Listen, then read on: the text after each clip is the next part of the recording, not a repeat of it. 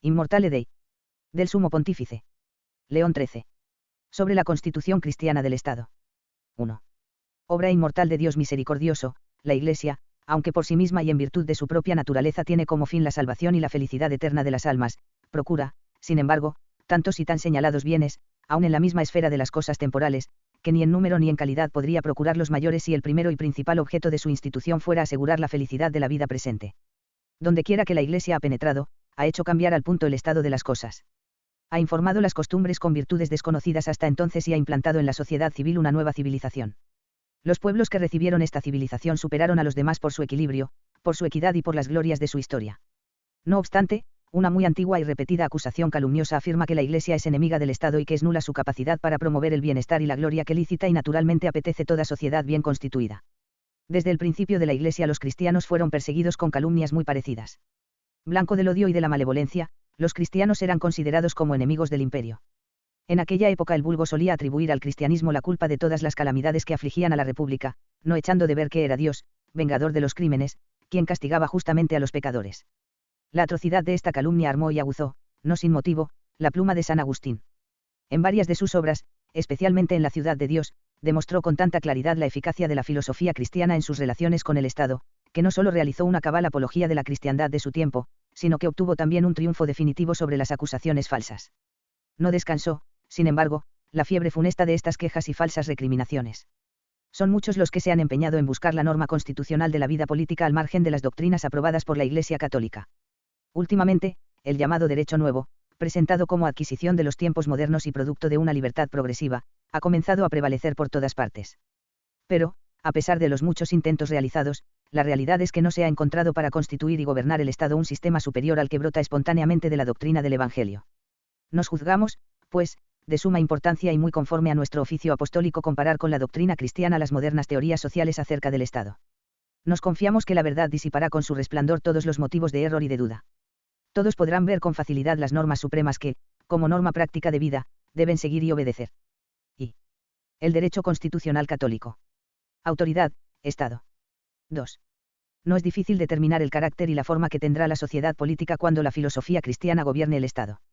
El hombre está ordenado por la naturaleza a vivir en comunidad política. El hombre no puede procurarse en la soledad todo aquello que la necesidad y la utilidad de la vida corporal exigen, como tampoco lo conducente a la perfección de su espíritu. Por esto la providencia de Dios ha dispuesto que el hombre nazca inclinado a la unión y asociación con sus semejantes, tanto doméstica como civil, la cual es la única que puede proporcionarle la perfecta suficiencia para la vida. Ahora bien, ninguna sociedad puede conservarse sin un jefe supremo que mueva a todos y cada uno con un mismo impulso eficaz, encaminado al bien común. Por consiguiente, es necesaria en toda sociedad humana una autoridad que la dirija. Autoridad que, como la misma sociedad, surge y deriva de la naturaleza, y, por tanto, del mismo Dios, que es su autor. De donde se sigue que el poder público, en sí mismo considerado, no proviene sino de Dios. Solo Dios es el verdadero y supremo Señor de las cosas. Todo lo existente ha de someterse y obedecer necesariamente a Dios. Hasta tal punto, que todos los que tienen el derecho de mandar, de ningún otro reciben este derecho si no es de Dios, príncipe supremo de todos. No hay autoridad sino pos Dios. 1. Por otra parte, el derecho de mandar no está necesariamente vinculado a una u otra forma de gobierno. La elección de una u otra forma política es posible y lícita, con tal que esta forma garantice eficazmente el bien común y la utilidad de todos. Pero en toda forma de gobierno los jefes del Estado deben poner totalmente la mirada en Dios, supremo gobernador del universo, y tomarlo como modelo y norma en el gobierno del Estado. Porque así como en el mundo visible Dios ha creado las causas segundas para que en ellas podamos ver reflejadas de alguna manera la naturaleza y la acción divinas y para que conduzcan al fin hacia el cual tiende todo el universo mundo, así también ha querido Dios que en la sociedad civil haya una autoridad suprema, cuyos titulares fuesen como una imagen del poder y de la providencia que Dios tiene sobre el género humano.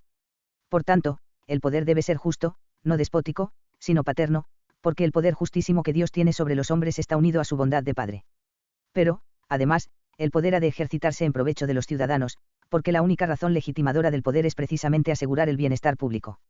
No se puede permitir en modo alguno que la autoridad civil sirva al interés de uno o de pocos, porque está constituida para el bien común de la totalidad social.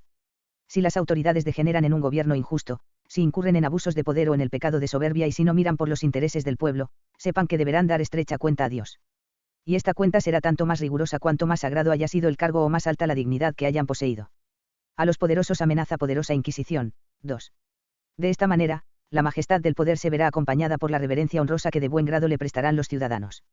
Convencidos estos de que los gobernantes tienen su autoridad recibida de Dios, se sentirán obligados en justicia a aceptar con docilidad los mandatos de los gobernantes y a prestarles obediencia y fidelidad, con un sentimiento parecido a la piedad que los hijos tienen con sus padres.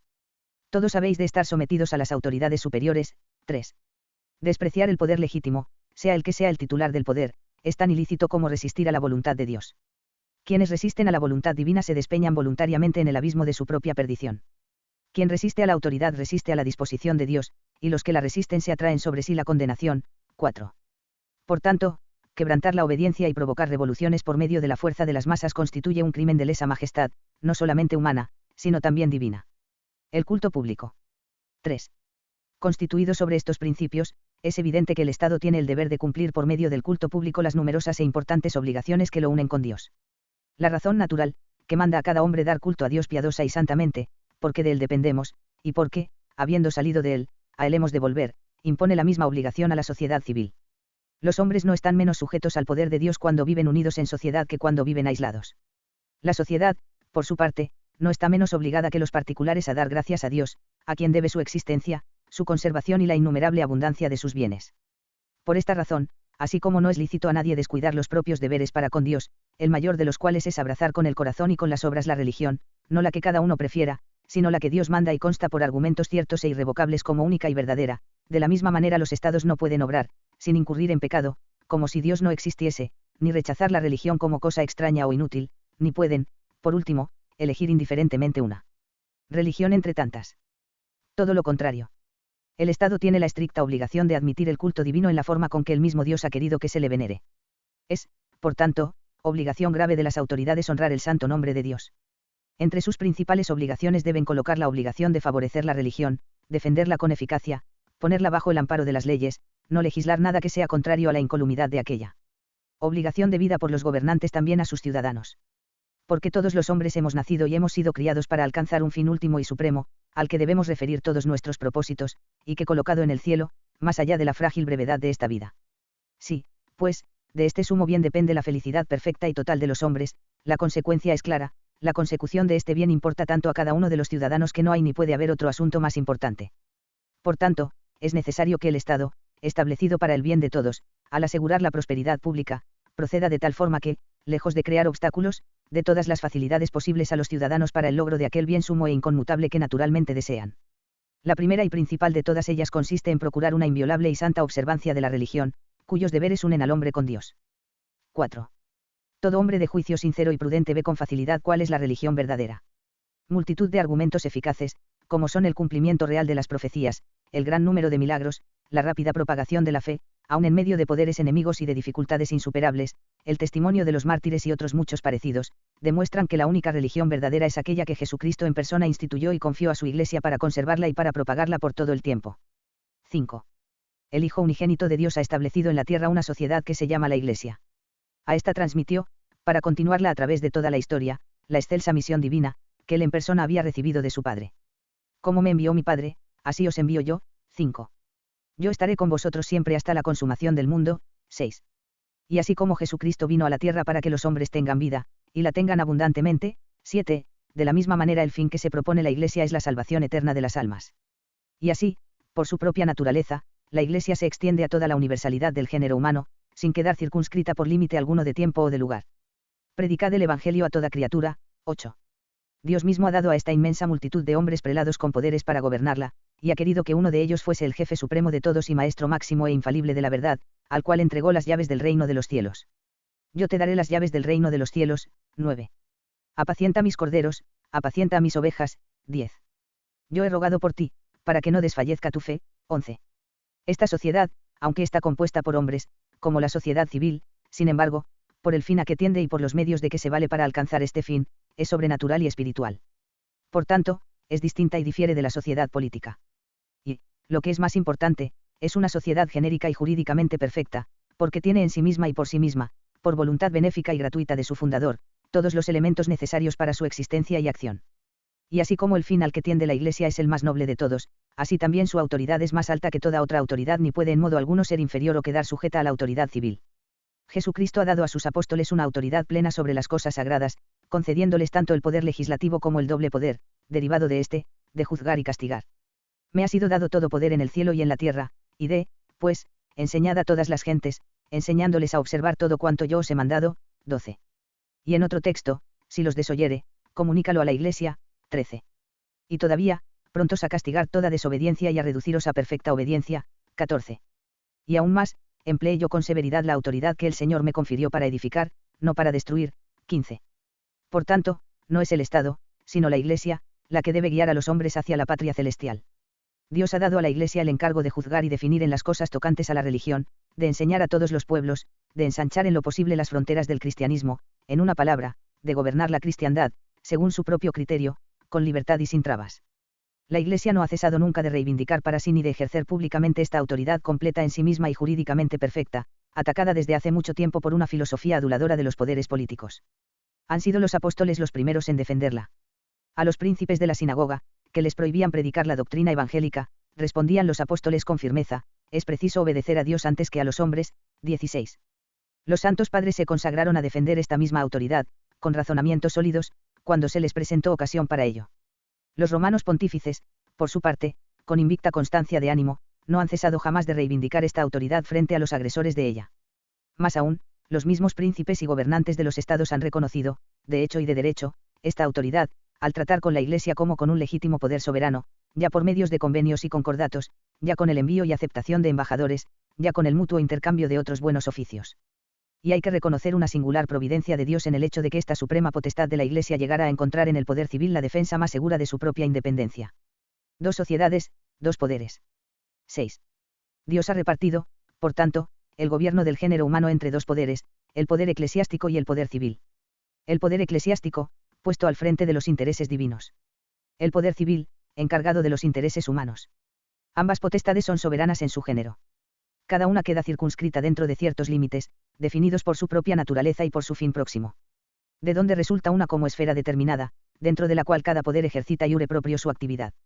Pero como el sujeto pasivo de ambos poderes soberanos es uno mismo, y como, por otra parte, puede suceder que un mismo asunto pertenezca, si bien bajo diferentes aspectos, a la competencia y jurisdicción de ambos poderes, es necesario que Dios, origen de uno y otro, haya establecido en su providencia un orden recto de composición entre las actividades respectivas de uno y otro poder. Las autoridades que hay, por Dios han sido ordenadas. 17. Si así no fuese, sobrevendrían frecuentes motivos de lamentables conflictos, y muchas veces quedaría el hombre dudando, como el caminante ante una encrucijada, sin saber qué camino elegir, al verse solicitado por los mandatos contrarios de 2 autoridades, a ninguna de las cuales puede, sin pecado, dejar de obedecer. Esta situación es totalmente contraria a la sabiduría y a la bondad de Dios, quien incluso en el mundo físico, de tan evidente inferioridad, ha equilibrado entre sí las fuerzas y las causas naturales con tan concertada moderación y maravillosa armonía, que ni las unas impiden a las otras ni dejan todas de concurrir con exacta adecuación al fin total al que tiende el universo. Es necesario, por tanto, que entre ambas potestades exista una ordenada relación unitiva, comparable, no sin razón, a la que se da en el hombre entre el alma y el cuerpo. Para determinar la esencia y la medida de esta relación unitiva no hay, como hemos dicho, otro camino que examinar la naturaleza de cada uno de los 2 poderes, teniendo en cuenta la excelencia y nobleza de sus fines respectivos. El poder civil tiene como fin próximo y principal el cuidado de las cosas temporales. El poder eclesiástico, en cambio, la adquisición de los bienes eternos. Así, todo lo que de alguna manera es sagrado en la vida humana, todo lo que pertenece a la salvación de las almas y al culto de Dios, sea por su propia naturaleza, sea en virtud del fin a que está referido, todo ello cae bajo el dominio y autoridad de la Iglesia. Pero las demás cosas que el régimen civil y político, en cuanto tal, abraza y comprende, es de justicia que queden sometidas a este, pues Jesucristo mandó expresamente que se dé al César lo que es del César y a Dios lo que es de Dios. No obstante, sobrevienen a veces especiales circunstancias en las que puede convenir otro género de concordia que asegure la paz y libertad de entrambas potestades, por ejemplo, cuando los gobernantes y el romano pontífice admiten la misma solución para un asunto determinado. En estas ocasiones, la Iglesia ha dado pruebas numerosas de su bondad maternal, usando la mayor indulgencia y condescendencia posibles. Ventajas de esta concepción. 7. Esta que sumariamente dejamos trazada es la concepción cristiana del Estado. Concepción no elaborada temerariamente y por capricho, sino constituida sobre los supremos y más exactos principios, confirmados por la misma razón natural. 8. La constitución del Estado que acabamos de exponer, no menoscaba ni desdora la verdadera dignidad de los gobernantes. Y está tan lejos de mermar los derechos de la autoridad, que antes, por el contrario, los engrandece y consolida. Si se examina a fondo el asunto, la Constitución expuesta presenta una gran perfección, de la que carecen los restantes sistemas políticos. Perfección cuyos frutos serían excelentes y variados si cada uno de los dos poderes se mantuvieran dentro de su esfera propia y se aplicase sincera y totalmente al cumplimiento de la obligación y de la misión que le corresponden. De hecho, en la constitución del Estado que hemos desarrollado, lo divino y lo humano quedan repartidos de una manera ordenada y conveniente. Los derechos de los ciudadanos son respetados como derechos inviolables y quedan defendidos bajo el patrocinio de las leyes divinas, naturales y humanas. Los deberes de cada ciudadano son definidos con sabia exactitud y su cumplimiento queda sancionado con oportuna eficacia. Cada ciudadano sabe que, durante el curso incierto y trabajoso de esta mortal peregrinación hacia la patria eterna, tiene a la mano guías seguros para emprender este camino y auxiliadores eficaces para llegar a su fin. Sabe también que tiene a su alcance otros guías y auxiliadores para obtener y conservar su seguridad, su sustento y los demás bienes necesarios de la vida social presente. La sociedad doméstica encuentra su necesaria firmeza en la santidad del matrimonio, uno e indisoluble. Los derechos y los deberes de los cónyuges son regulados con toda justicia y equidad. El honor debido a la mujer es salvaguardado. La autoridad del marido se configura según el modelo de la autoridad de Dios. La patria potestad queda moderada de acuerdo con la dignidad de la esposa y de los hijos. Por último, se provee con acierto a la seguridad, al mantenimiento y a la educación de la prole. En la esfera política y civil, las leyes se ordenan al bien común, y no son dictadas por el voto y el juicio falaces de la muchedumbre, sino por la verdad y la justicia. La autoridad de los gobernantes queda revestida de un cierto carácter sagrado y sobrehumano y frenada para que ni se aparte de la justicia ni degenere en abusos del poder. La obediencia de los ciudadanos tiene como compañera inseparable una honrosa dignidad, porque no es esclavitud de hombre a hombre, sino sumisión a la voluntad de Dios, que ejerce su poder por medio de los hombres. Tan pronto como arraiga esta convicción en la sociedad, entienden los ciudadanos que son deberes de justicia el respeto a la majestad de los gobernantes, la obediencia constante y leal a la autoridad pública, el rechazo de toda sedición y la observancia religiosa de la Constitución del Estado. Se imponen también como obligatorias la mutua caridad, la benignidad, la liberalidad. No queda dividido el hombre, que es ciudadano y cristiano al mismo tiempo, con preceptos contradictorios entre sí. En resumen, todos los grandes bienes con que la religión cristiana enriquece abundante y espontáneamente la misma vida mortal de los hombres quedan asegurados a la comunidad y al Estado. De donde se desprende la evidencia de aquella sentencia, el destino del Estado depende del culto que se da a Dios. Entre este y aquel existe un estrecho e íntimo parentesco. 18. En numerosos pasajes de sus obras San Agustín ha subrayado con su elocuencia acostumbrada el valor de los bienes, sobre todo cuando, hablando con la Iglesia católica, le dice: tú instruyes y enseñas con sencillez a los niños, con energía a los jóvenes, con calma a los ancianos, según la edad de cada uno, no solo del cuerpo, sino también del espíritu. Tú sometes la mujer a su marido con casta y fiel obediencia, no para satisfacer la pasión, sino para propagar la prole y para la unión familiar. Tú antepones el marido a la mujer, no para afrenta del sexo más débil, sino para demostración de un amor leal. Tú sometes los hijos a los padres, pero salvando la libertad de aquellos. Tú colocas a los padres sobre los hijos para que gobiernen a estos amorosa y tiernamente. Tú unes a ciudades con ciudades, pueblos con pueblos, en una palabra, vinculas a todos los hombres, con el recuerdo de unos mismos padres, no solo con un vínculo social, sino incluso con los lazos de la fraternidad. Tú enseñas a los reyes a mirar por el bien de los pueblos, tú adviertes a los pueblos que presten obediencia a los reyes. Tú enseñas con cuidado a quien es debido el honor, a quien el afecto, a quien la reverencia, a quien el temor, a quien el consuelo, a quien el aviso, a quien la exhortación, a quien la corrección, a quien la reprensión, a quien el castigo, manifestando al mismo tiempo que no todos tienen los mismos derechos, pero que a todos se debe la caridad y que a nadie puede hacérsele injuria. 19. En otro pasaje el santo doctor refuta el error de ciertos filósofos políticos, los que afirman que la doctrina de Cristo es nociva al Estado, que nos presenten un ejército con soldados tales como la doctrina de Cristo manda, que nos den asimismo inspectores del fisco tales como la enseñanza de Cristo quiere y forma. Una vez que nos los hayan dado, atrévanse a decir que tal doctrina se opone al interés común. No lo dirán, antes bien, habrán de reconocer que su observancia es la gran salvación del Estado. 20. 9. Hubo un tiempo en que la filosofía del Evangelio gobernaba los estados. En aquella época la eficacia propia de la sabiduría cristiana y su virtud divina habían penetrado en las leyes, en las instituciones, en la moral de los pueblos, infiltrándose en todas las clases y relaciones de la sociedad. La religión fundada por Jesucristo se veía colocada firmemente en el grado de honor que le corresponde y florecía en todas partes gracias a la adhesión benévola de los gobernantes y a la tutela legítima de los magistrados. El sacerdocio y el imperio vivían unidos en mutua concordia y amistoso consorcio de voluntades. Organizado de este modo, el Estado produjo bienes superiores a toda esperanza. Todavía subsiste la memoria de estos beneficios y quedará vigente en innumerables monumentos históricos que ninguna corruptora habilidad de los adversarios podrá desvirtuar o oscurecer. Si la Europa cristiana domó las naciones bárbaras y las hizo pasar de la fiereza a la mansedumbre y de la superstición a la verdad, si rechazó victoriosa las invasiones musulmanas, si ha conservado el cetro de la civilización y se ha mantenido como maestra y guía del mundo en el descubrimiento y en la enseñanza de todo cuanto podía redundar en pro de la cultura humana, si ha procurado a los pueblos el bien de la verdadera libertad en sus más variadas formas, si con una sabia providencia creado tan numerosas y heroicas instituciones para aliviar las desgracias de los hombres, no hay que dudarlo, Europa tiene por todo ello una enorme deuda de gratitud con la religión, en la cual encontró siempre una inspiradora de sus grandes empresas y una eficaz auxiliadora en sus realizaciones. Habríamos conservado también hoy todos estos mismos bienes si la concordia entre ambos poderes se hubiera conservado. Podríamos incluso esperar fundadamente mayores bienes si el poder civil hubiese obedecido con mayor fidelidad y perseverancia a la autoridad, al magisterio y a los consejos de la Iglesia. Las palabras que Yves de Chartres escribió al Papa Pascual II merecen ser consideradas como formulación de una ley imprescindible: cuando el imperio y el sacerdocio viven en plena armonía, el mundo está bien gobernado y la Iglesia florece y fructifica. Pero cuando surge entre ellos la discordia, no solo no crecen los pequeños brotes, sino que incluso las mismas grandes instituciones perecen miserablemente. 21. 2. El derecho constitucional moderno. Principios fundamentales. 10. Sin embargo, el pernicioso y deplorable afán de novedades promovido en el siglo XVI, después de turbar primeramente a la religión cristiana, vino a trastornar como consecuencia obligada la filosofía, y de esta pasó a alterar todos los órdenes de la sociedad civil. A esta fuente hay que remontar el origen de los principios modernos de una libertad desenfrenada, inventados en la gran revolución del siglo pasado y propuestos como base y fundamento de un derecho nuevo, desconocido hasta entonces y contrario en muchas de sus tesis no solamente al derecho cristiano, sino incluso también al derecho natural. El principio supremo de este derecho nuevo es el siguiente: todos los hombres, de la misma manera que son semejantes en su naturaleza específica, son iguales también en la vida práctica. Cada hombre es de tal manera dueño de sí mismo, que por ningún concepto está sometido a la autoridad de otro. Puede pensar libremente lo que quiera y obrar lo que se le antoje en cualquier materia. Nadie tiene derecho a mandar sobre los demás. En una sociedad fundada sobre estos principios, la autoridad no es otra cosa que la voluntad del pueblo, el cual, como único dueño de sí mismo, es también el único que puede mandarse a sí mismo. Es el pueblo el que elige las personas a las que se ha de someter. Pero lo hace de tal manera que traspasa a estas no tanto el derecho de mandar cuanto una delegación para mandar, y aun esta solo para ser ejercida en su nombre. Queda en silencio el dominio divino, como si Dios no existiese o no se preocupase del género humano, o como si los hombres, ya aislados, ya asociados, no debiesen nada a Dios, o como si fuera posible imaginar un poder político cuyo principio, fuerza y autoridad toda para gobernar no se apoyaran en Dios mismo.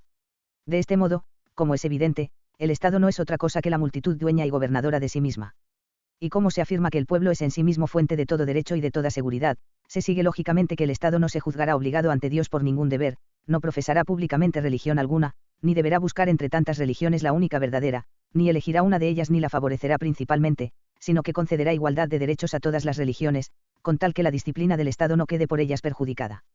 Se sigue también de estos principios que en materia religiosa todo queda al arbitrio de los particulares y que es lícito a cada individuo seguir la religión que prefiera o rechazarlas todas si ninguna le agrada. De aquí nacen una libertad ilimitada de conciencia, una libertad absoluta de cultos, una libertad total de pensamiento y una libertad desmedida de expresión. 22. Crítica de este derecho constitucional nuevo. 11. Es fácil de ver la deplorable situación a que queda reducida la Iglesia si el Estado se apoya sobre estos fundamentos, hoy día tan alabados. Porque cuando la política práctica se ajusta a estas doctrinas, se da a la Iglesia en el Estado un lugar igual, o quizás inferior, al de otras sociedades distintas de ella. No se tienen en cuenta para nada las leyes eclesiásticas, y la Iglesia, que por mandato expreso de Jesucristo ha de enseñar a todas las gentes, se ve apartada de toda intervención en la educación pública de los ciudadanos. En las mismas materias que son de competencia mixta, las autoridades del Estado establecen por sí mismas una legislación arbitraria y desprecian con soberbia la sagrada legislación de la Iglesia en esta materia. Y así, colocan bajo su jurisdicción el matrimonio cristiano, legislando incluso acerca del vínculo conyugal, de su unidad y estabilidad, privan de sus propiedades al clero, negando a la Iglesia el derecho de propiedad, tratan, finalmente, a la Iglesia como si la Iglesia no tuviera la naturaleza y los derechos de una sociedad perfecta y como si fuera meramente una asociación parecida a las demás asociaciones reconocidas por el Estado. Por esto, afirman que, si la Iglesia tiene algún derecho o alguna facultad legítima para obrar, lo debe al favor y a las concesiones de las autoridades del Estado. Si en un Estado la legislación civil deja a la Iglesia una esfera de autonomía jurídica y existe entre ambos poderes algún concordato, se apresuran a proclamar que es necesario separar los asuntos de la Iglesia de los asuntos del Estado, y esto con el intento de poder obrar impunemente contra el pacto convenido, y, eliminados así todos los obstáculos, quedar las autoridades civiles como árbitros absolutos de todo. Pero como la Iglesia no puede tolerar estas pretensiones, porque ello equivaldría al abandono de los más santos y más graves deberes, y, por otra parte, la Iglesia exige que el concordato se cumpla con entera fidelidad, surgen frecuentemente conflictos entre el poder sagrado y el poder civil, cuyo resultado final suele ser que sucumba la parte más débil en fuerzas humanas ante la parte más fuerte. 12.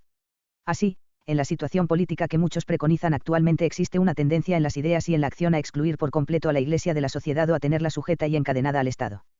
A este fin va dirigida la mayor parte de las medidas tomadas por los gobiernos. La legislación, la administración pública del Estado, la educación laica de la juventud, el despojo y la supresión de las órdenes religiosas, la destrucción del poder temporal de los romanos pontífices, no tienen otra finalidad que quebrantar la fuerza de las instituciones cristianas, ahogar la libertad de la Iglesia católica y suprimir todos sus derechos. 13. La sola razón natural demuestra el grave error de estas teorías acerca de la constitución del Estado. La naturaleza enseña que toda autoridad, sea la que sea, proviene de Dios como de suprema y augusta fuente. La soberanía del pueblo, que, según aquellas, reside por derecho natural en la muchedumbre independizada totalmente de Dios, aunque presenta grandes ventajas para halagar y encender innumerables pasiones, carece de todo fundamento sólido y de eficacia sustantiva para garantizar la seguridad pública y mantener el orden en la sociedad. Porque con estas teorías las cosas han llegado a tal punto que muchos admiten como una norma de la vida política la legitimidad del derecho a la rebelión. Prevalece hoy día la opinión de que, siendo los gobernantes meros delegadas, encargados de ejecutar la voluntad del pueblo, es necesario que todo cambie al compás de la voluntad del pueblo, de donde se sigue que el Estado nunca se ve libre del temor de las revoluciones. 14. En materia religiosa, pensar que las formas de culto, distintas y aún contrarias, son todas iguales, equivale a confesar que no se quiere aprobar ni practicar ninguna de ellas. Esta actitud, si nominalmente difiere del ateísmo, en realidad se identifica con él. Los que creen en la existencia de Dios, si quieren ser consecuentes consigo mismos y no caer en un absurdo, han de comprender necesariamente que las formas usuales de culto divino, cuya diferencia, disparidad y contradicción aun en cosas de suma importancia son tan grandes, no pueden ser todas igualmente aceptables ni igualmente buenas o agradables a Dios. 15. De modo parecido, la libertad de pensamiento y de expresión, carente de todo límite, no es por sí misma un bien del que justamente pueda felicitarse la sociedad humana, es, por el contrario, fuente y origen de muchos males. La libertad, como facultad que perfecciona al hombre, debe aplicarse exclusivamente a la verdad y al bien. Ahora bien, la esencia de la verdad y del bien no puede cambiar a capricho del hombre, sino que es siempre la misma y no es menos inmutable que la misma naturaleza de las cosas. Si la inteligencia se adhiere a opiniones falsas, si la voluntad elige el mal y se abraza a él, ni la inteligencia ni la voluntad alcanzan su perfección, por el contrario, abdican de su dignidad natural y quedan corrompidas. Por consiguiente, no es lícito publicar y exponer a la vista de los hombres lo que es contrario a la virtud y a la verdad, y es mucho menos lícito favorecer y amparar esas publicaciones y exposiciones con la tutela de las leyes. No hay más que un camino para llegar al cielo, al que todos tendemos, la vida virtuosa.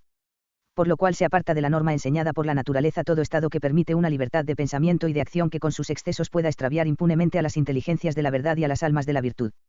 Error grande y de muy graves consecuencias es excluir a la Iglesia, obra del mismo Dios, de la vida social, de la legislación, de la educación de la juventud y de la familia. Sin religión es imposible un estado bien ordenado. Son ya conocidos, tal vez más de lo que convendría, la esencia, los fines y las consecuencias de la llamada moral civil. La maestra verdadera de la virtud y la depositaria de la moral es la Iglesia de Cristo. Es ella la que defiende incólumes los principios reguladores de los deberes.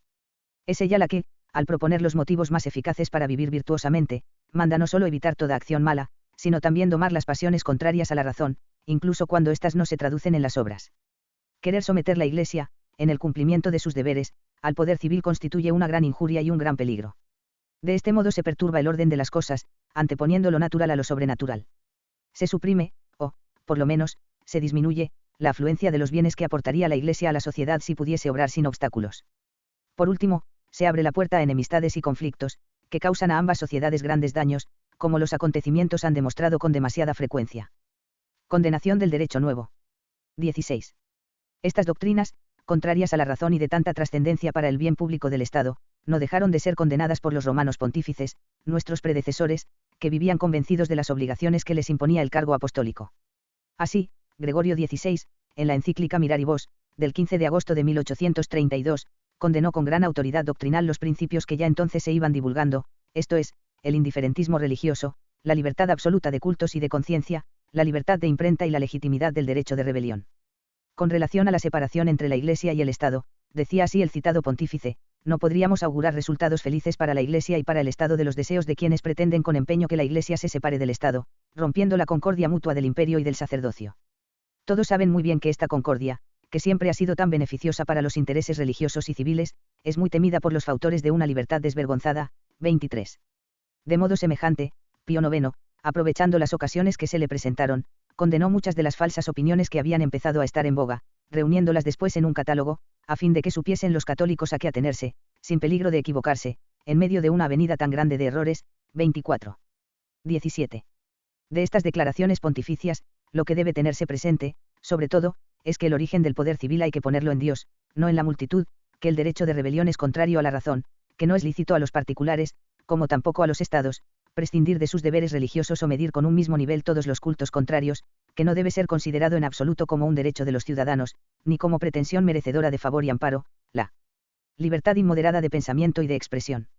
Hay que admitir igualmente que la Iglesia, no menos que el Estado, es una sociedad completa en su género y jurídicamente perfecta, y que, por consiguiente, los que tienen el poder supremo del Estado no deben pretender someter la Iglesia a su servicio u obediencia, o mermar la libertad de acción de la Iglesia en su esfera propia, o arrebatarle cualquiera de los derechos que Jesucristo le ha conferido. Sin embargo, en las cuestiones de derecho mixto es plenamente conforme a la naturaleza y a los designios de Dios, no la separación ni mucho menos el conflicto entre ambos poderes, sino la concordia, y está de acuerdo con los fines próximos que han dado origen a entrambas sociedades. 18. Estos son los principios que la Iglesia Católica establece en materia de constitución y gobierno de los estados. Con estos principios, si se quiere juzgar rectamente, no queda condenada por sí misma ninguna de las distintas formas de gobierno, pues nada contienen contrario a la doctrina católica, y todas ellas, realizadas con prudencia y justicia, pueden garantizar al Estado la prosperidad pública. Más aún, ni siquiera es en sí censurable, según estos principios, que el pueblo tenga una mayor o menor participación en el gobierno, participación que, en ciertas ocasiones y dentro de una legislación determinada, puede no solo ser provechosa, sino incluso obligatoria para los ciudadanos. No hay tampoco razón justa para acusar a la Iglesia de ser demasiado estrecha en materia de tolerancia o de ser enemiga de la auténtica y legítima libertad. Porque, si bien la Iglesia juzga ilícito que las diversas clases de culto divino gocen del mismo derecho que tiene la religión verdadera, no por esto, sin embargo, condena a los gobernantes que para conseguir un bien importante o para evitar un grave mal toleran pacientemente en la práctica la existencia de dichos cultos en el Estado. Es, por otra parte, costumbre de la Iglesia vigilar con mucho cuidado para que nadie sea forzado a abrazar la fe católica contra su voluntad, porque, como observa acertadamente San Agustín, el hombre no puede creer más que de buena voluntad. 25. 19. Por la misma razón, la Iglesia no puede aprobar una libertad que lleva al desprecio de las leyes santísimas de Dios y a la negación de la obediencia debida a la autoridad legítima. Esta libertad, más que libertad, es licencia. Y con razón la denomina San Agustín libertad de perdición. 26, y el apóstol San Pedro velo de malicia. 27. Más aún, esa libertad, siendo como es contraria a la razón, constituye una verdadera esclavitud, pues el que obra el pecado, esclavo es del pecado. 28. Por el contrario, es libertad auténtica y deseable aquella que en la esfera de la vida privada no permite el sometimiento del hombre a la tiranía abominable de los errores y de las malas pasiones y que en el campo de la vida pública gobierna con sabiduría a los ciudadanos, fomenta el progreso y las comodidades de la vida y defiende la administración del Estado de toda ajena arbitrariedad. La Iglesia es la primera en aprobar esta libertad justa y digna del hombre. Nunca ha cesado de combatir para conservarla incólume y entera en los pueblos. Los monumentos históricos de las edades precedentes demuestran que la Iglesia Católica ha sido siempre la iniciadora, o la impulsora, o la protectora de todas las instituciones que pueden contribuir al bienestar común en el Estado. Tales son las eficaces instituciones creadas para coartar la tiranía de los príncipes que gobiernan mal a los pueblos, las que impiden que el poder supremo del Estado invada indebidamente la esfera municipal o familiar, y las dirigidas a garantizar la dignidad y la vida de las personas y la igualdad jurídica de los ciudadanos.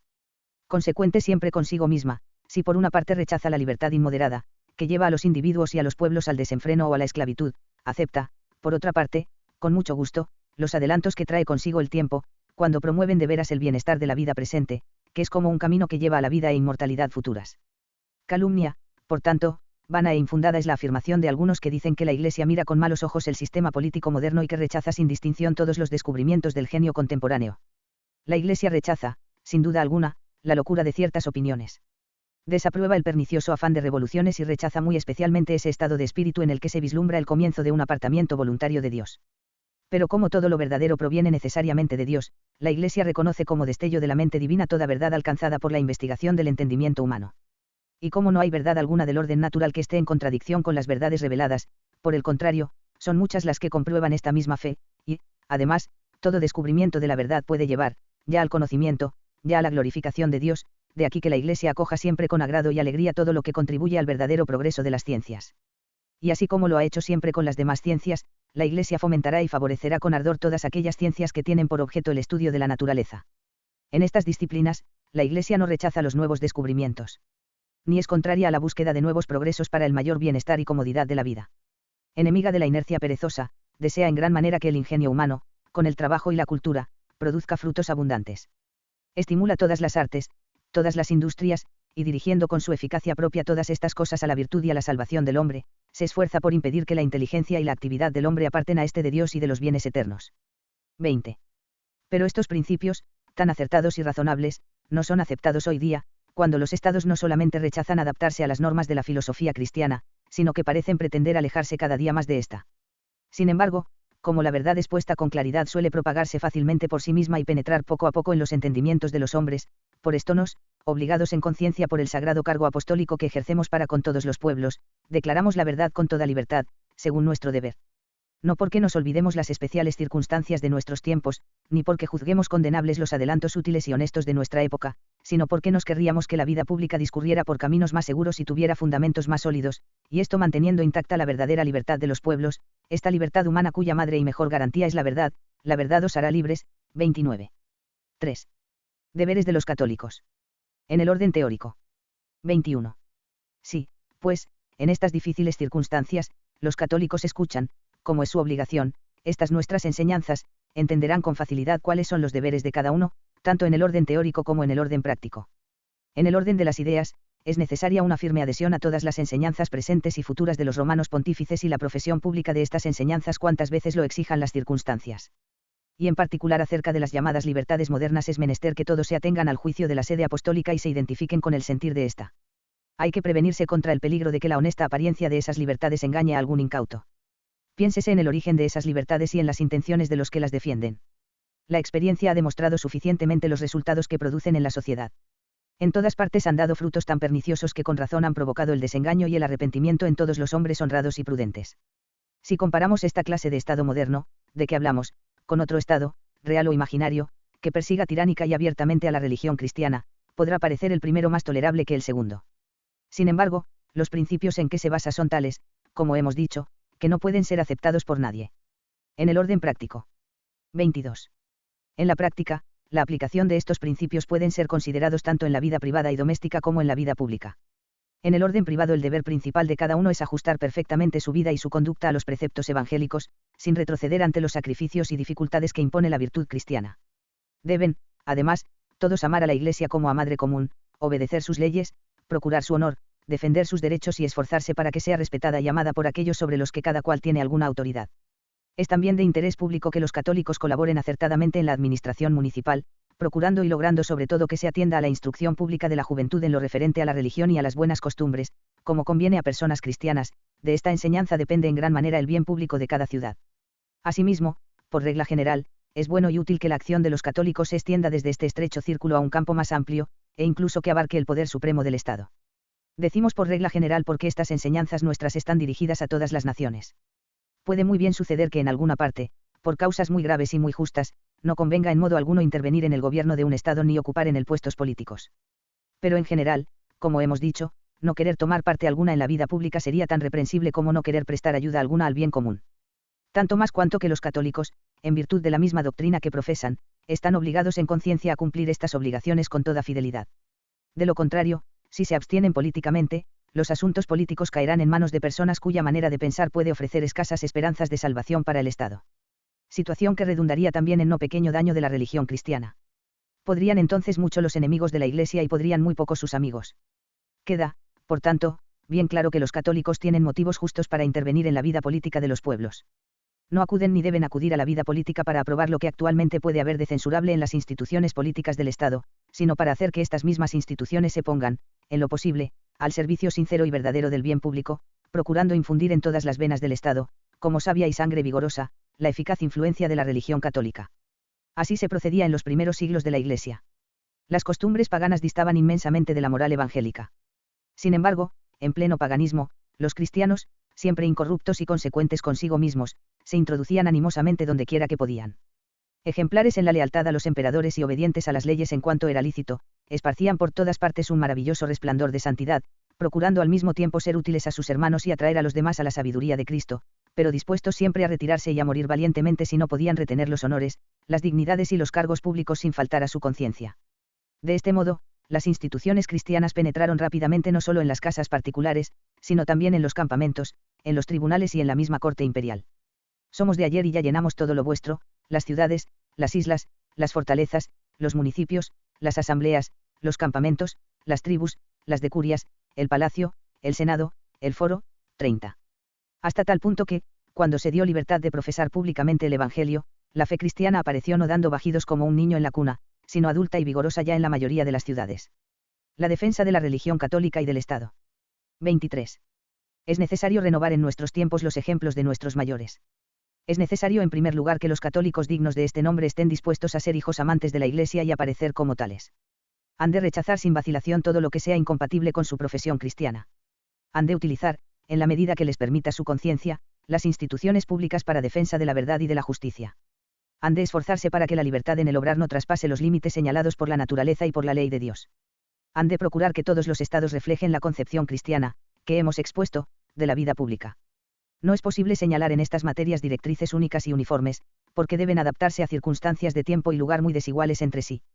Sin embargo, hay que conservar, ante todo, la concordia de las voluntades y tender a la unidad en la acción y en los propósitos. Se obtendrá sin dificultad este doble resultado si cada uno toma para sí como norma de conducta las prescripciones de la sede apostólica y la obediencia a los obispos, a quienes el Espíritu Santo puso para gobernar la Iglesia de Dios. 31. La defensa de la religión católica exige necesariamente la unidad de pensamiento y la firme perseverancia de todos en la profesión pública de las doctrinas enseñadas por la Iglesia. Y en este punto hay que evitar dos peligros, la connivencia con las opiniones falsas y una resistencia menos enérgica que la que exige la verdad. Sin embargo, en materias opinables es lícita toda discusión moderada con deseo de alcanzar la verdad, pero siempre dejando a un lado toda sospecha injusta y toda acusación mutua. Por lo cual, para que la unión de los espíritus no quede destruida con temerarias acusaciones, entiendan todos que la integridad de la verdad católica no puede en manera alguna compaginarse con las opiniones tocadas de naturalismo o racionalismo, cuyo fin último es arrasar hasta los cimientos la religión cristiana y establecer en la sociedad la autoridad del hombre independizada de Dios. Tampoco es lícito al católico cumplir sus deberes de una manera en la esfera privada y de otra forma en la esfera pública, acatando la autoridad de la Iglesia en la vida particular y rechazándola en la vida pública. Esta distinción vendría a unir el bien con el mal y a dividir al hombre dentro de sí, cuando, por el contrario, lo cierto es que el hombre debe ser siempre consecuente consigo mismo, sin apartarse de la norma de la virtud cristiana en cosa alguna ni en esfera alguna de la vida.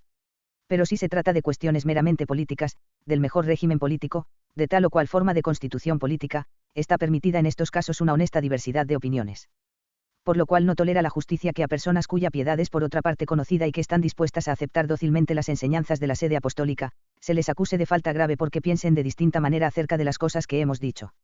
Mucho mayor sería la injusticia si se les acusara de violación o de sospecha en la fe católica, cosa que desgraciadamente ha sucedido más de una vez. Tengan siempre presente y cumplan esta norma los escritores y, sobre todo, los periodistas.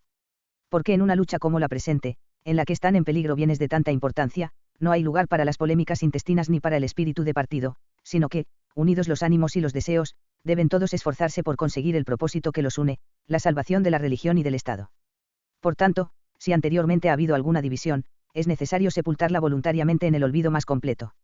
Si ha existido alguna temeridad o alguna injusticia, quien quiera que sea el culpable, hay que recuperarla con una recíproca caridad y olvidarlo todo como prueba de supremo acatamiento a la sede apostólica. De esta manera, los católicos conseguirán dos resultados excelentes.